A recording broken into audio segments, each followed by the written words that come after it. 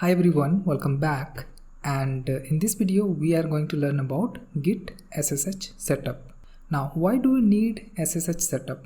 Let's say in order to push the changes from my local to the remote repository, I'm using my user credential.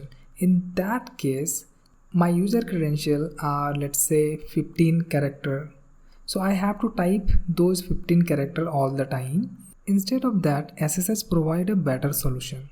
I can create SSH key and set up in my local laptop. Along with that, I can have my passphrase, which will be a little bit less complex, but this passphrase will only work in my laptop. So this will be more secure.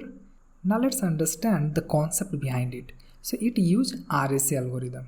Now in simple terms, if there is a lock and that lock we can use one key to lock it, but same key cannot unlock it. So we need another key, that key only unlock it. So there are two different keys. To close there is one key, to open there is another key.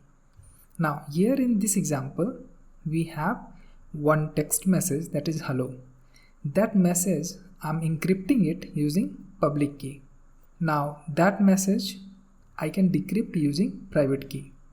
So this is the basic concept behind RSA. Now let's see how to generate private and public key.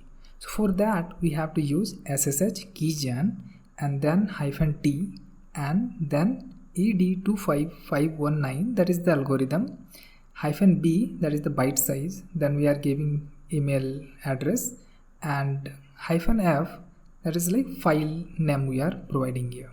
So now let's see the demo. Now let's open git command, and here we are going to execute the command what we explained. So here I'm going to pass some passphrase and then again enter the same passphrase to confirm, and this will generate the private and public key. So if I'll go to the folder, here I have .pub, that is the public key, and first one is private key. Now let's open SSH agent. So first I'm going to grab if agent is running or not. So I can see there is nothing. So I will start this agent. I can see that process ID here, that is 840. Now if I will re-execute the grep command to see if this SSH agent is running or not, that we can see here. Now let's add the private key. So SSH add and then provide the location of your private key here. So using this command we can add private key to SSH agent. Now it will ask for passphrase what we have set up. So enter the passphrase and it has been added. Now let's copy the public key. So using this command line I'm passing the file path and I will copy the content of public key. So content has been copied. Now let's add it to the Git repository.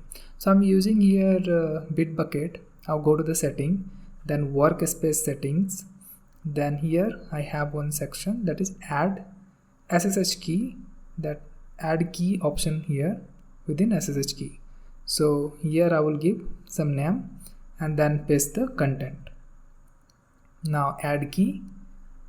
Using this, public key has been added to the remote repository.